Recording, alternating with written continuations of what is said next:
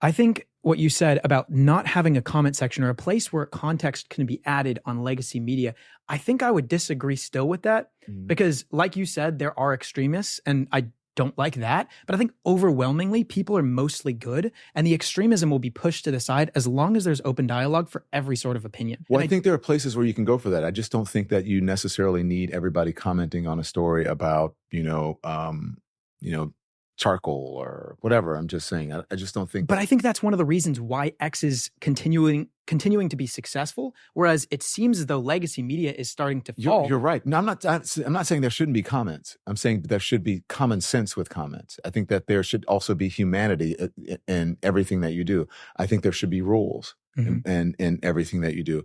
The platforms that do the best are platforms that have moderation. So I don't think that it should be the wild, wild west. I don't think that you should be able to, go on X and call me the N-word. And I think that probably gets flagged, or make, derogatory statements, or depict Jews as like big nose. And I just don't think that is, I don't think that is I feel like a lot of people could see through that or ignore those comments. No, or even, they can't. No, a lot of people cannot see through that. I mean, if you talk to people who have gone in to shoot up supermarkets or synagogues or churches, they'll tell you, I became radicalized through social media. You can't deny it when they put it in their own manifestos. If you look at the supermarket shooter in Buffalo, they'll tell you that they were still in maybe they had something else going on in their mind, and it would have like. Well, you're making my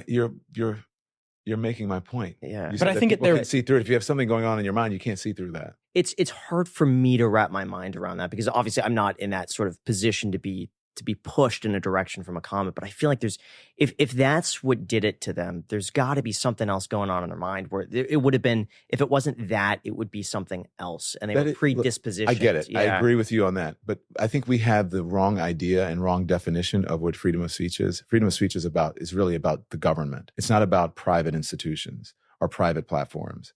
It's really about government organizations.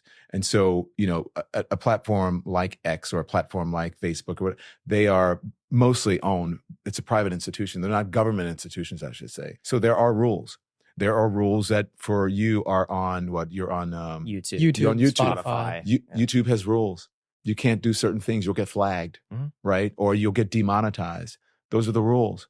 When you work for a certain company, you have rules. We have rules in society. You have to get a driver's license, or you can't drive. You got to get car insurance, or you're not supposed to drive. There are rules in society, and there should be rules when it comes to platforms as well. I don't think that there should be we have the wrong definition of what freedom of speech is. It's not the wild, wild west where you can go and, yell fire in a crowded theater or whatever. So I think we need to figure out what that definition is. People need to reassess and read what the actual definition of freedom of speech is.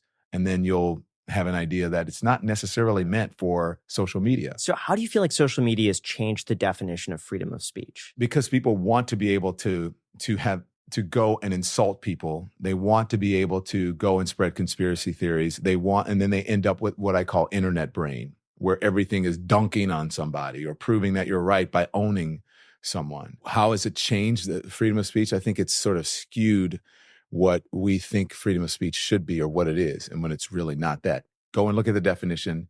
I would say, do you guys know who Dan Abrams is? He's on ABC, and Dan has a radio show on Sirius, and he owns Abrams Media. His dad is one of the most renowned First Amendment attorneys in the country. He can tell you that we are skewed when it comes to what the definition is and the rules are for freedom of speech. Especially, he's been doing a lot of it, talking about what's happening on college campuses. Is that it's gone beyond freedom of speech and freedom of expression. Right. So I will tell you, from my experience, in my opinion, the main difference with freedom of speech now is that it's dictated largely by algorithms. Mm-hmm. And if you say something that's very controversial, it's going to get pushed up by the algorithm because it's going to keep people on platforms longer. Clicks. It's engagement. The more people comment on something, the more people are going to see it. The more outrageous it is, the more someone's going to want to engage with it. And so freedom of speech is somewhat dictated by how controversial an opinion is and what gets spread the fastest. By having a comment removed from a platform is not like violating your right to freedom of speech, right? You can still say whatever you want. You can run out on the street and say whatever you want. You can write a letter to you can say whatever you want in this society, and you're not going to go to jail for it. But you cannot come in here and yell in a place of business. You couldn't come in here and call someone like you. They would kick you out. They'd say, get out. We don't want your money. People have the right to be able to do that. Platforms have the right to be able to do that. And people have the right to not want to participate on that platform. Advertisers can take their ad dollars away. People can go away in droves, and then your company won't do well.